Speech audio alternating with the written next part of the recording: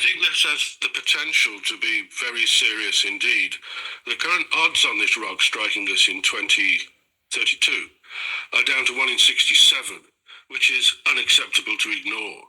We only have another couple of months to observe this rock before it goes out of sight. Now, what will probably happen is that the orbit will be refined and it'll go down to a very, very low probability. It won't hit us at all. But should it remain somewhere around about 1 in 67 or even 1 in 100, then we face a problem because we will not see this rock again until 2028. And that's the time we will have to take measures to deflect it. So we've got some very serious decisions to make. We cannot ignore this rock. It's the highest probability of an impact I can recall. And it has the potential, the possibility for being an emergency for planet Earth. Oh, we need to take it seriously, David, from what you're saying. What might be able to do in 2028 if it hasn't changed its trajectory?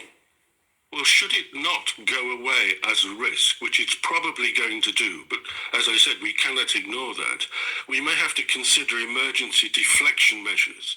Now, this will involve perhaps reaching the asteroid in 2028 and trying to nudge it slightly out of its orbit so that 4 years later it misses us. And you could do that either with an impact, and NASA has impacted other asteroids to see the effect on their orbit and their trajectory.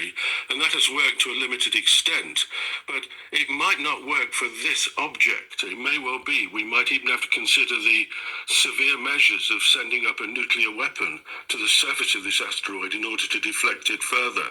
This is probably going to go away, as all other lower probability impacts have done in the past, but this is a high probability impact compared to everything else. I mean, 1 in 67 is unacceptable to ignore. People buy lottery tickets in the hope of winning, and that's a chance of 1 in 14 million. So we have to keep a close eye on this object, because it could turn out to be the most dangerous thing in space.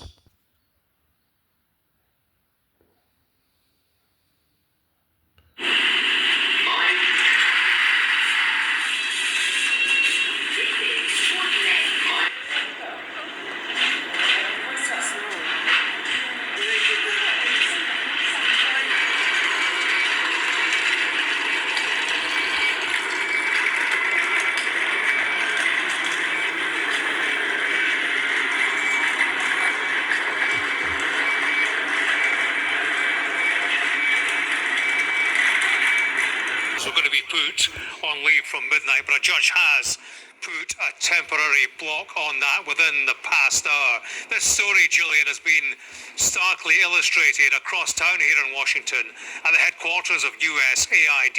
The signage from the front of the building has been removed. A crane was brought in. Simultaneously, Elon Musk posted on X, this building is now occupied by CBP, Customs Border Protection. It was rather an appropriate punctuation point at the end of a week of unrelenting change. Decisions made and actions taken without precedent, arguably against the law of the land. And there are certainly a number of legal challenges underway related to it. We heard from the President, Donald Trump, with regard to USAID at a news conference alongside the Japanese Prime Minister here in the White House earlier. Let's have a listen to some of what he had to say.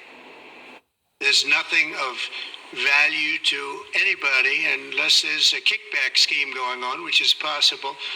And we're going to be doing more and more of that. We're going to be looking at Department of Education. We're going to be looking at even our military. We're going to be looking at tremendous amounts of money, Peter, being spent on things that bear no relationship to anything and have no value.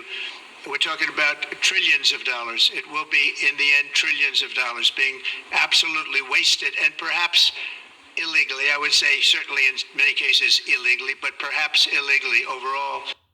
1 p.m, a British couple, Andrew Searle and his wife Dawn, they were found dead in their Gite holiday home in the southwest of France, a place called Villefranche du Rouge. Initially, the police investigating believed it was a burglary gone wrong. They still haven't revealed the cause of death, but that was the initial theory. But they've since looked at Mr. Searle's work background and established there may be a much more sinister motive in play. Mr. Searle worked as a consultant for banking giant Barclays for 9 months before his retirement.